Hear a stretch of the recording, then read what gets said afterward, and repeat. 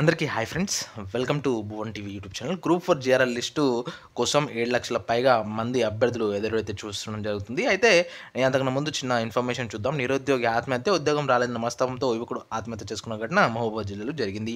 కొన్ని పరీక్షలు ఆలస్యం కావడం, మళ్ళీ కోచింగ్ తీసుకు డబ్బులు లేక ఇటీవల ఈ నిర్ణయాన్ని తీసుకున్నట్టు తెలుస్తుంది. అయితే ఎవరు నిరుద్యోగులు కూడా అధైర్యపడకూడదు. మనకి ఫలితాలు అయితే వస్తున్నాయి.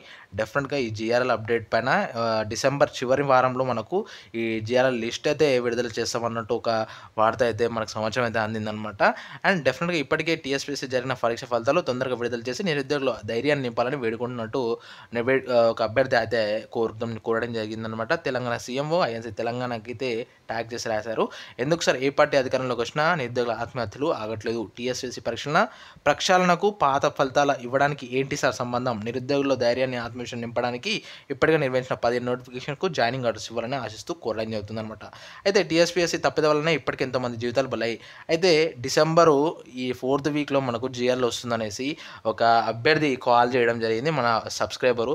సో ఆ వార్త అయితే మనకు చేరవేయడం జరిగింది. అండ్ డెఫినెట్గా ఈ ఫలితాలపైన జనవరి లోపు మనకి ఫలితాలు అయితే వచ్చే అవకాశాలు అయితే ఉన్నాయి. ఎందుకంటే మళ్ళీ మనకు ఫిబ్రవరిలో ఈ లోక్సభ ఎన్నికలు, తర్వాత పంచాయతీరాజ్ ఎలక్షన్స్ ఇవన్నీ వెంట వెంటనే ఉండున్న కారణంగా ఈ బోర్డు మెంబర్స్ ఎవరైతే రిజైన్ చేసినారు కదా, సో వాళ్ళైతే వచ్చినా రాకపోయినా ఈ జీఆర్ఎల్ అయితే మ్యాక్సిమం మనకు ఈ డిసెంబర్ చివరి నాటికి వస్తుంది.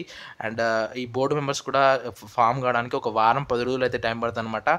సో మొత్తానికి ఈ జీఆర్ఎల్ రిలీజ్ చేయడానికి ఏ ఆటంకం జరుగుతుందో తెలియడం లేదు, కానీ డెఫినెట్గా మనకు ఈ డిసెంబర్ 4th వీక్ వరకు ఈ జీఆర్ఎల్ ఆ జనవరిలో మనకు ఫలితాలపైన, ఆ తర్వాత 1 year లోపు ఈ జాయినింగ్ ఆర్డర్స్ ఇవన్నీ అయితే వచ్చే అవకాశాలు ఉన్నట్టు సమాచారం అయితే రావడం జరిగింది. ఎప్పటికప్పుడు బ్రేకింగ్ న్యూస్తో ఎందుకు వస్తాను కాబట్టి సో ఒక లైక్ అండ్ సబ్స్క్రైబ్ చేయడం మర్చిపోతే ఈ వీడియోకి 100 likes 100 subscribers అయితే చేయండి. అండ్ ట్విట్టర్ ట్రెండింగ్ ఒకటి చేద్దాం అనుకుంటున్నాం మనందరం కలిసి.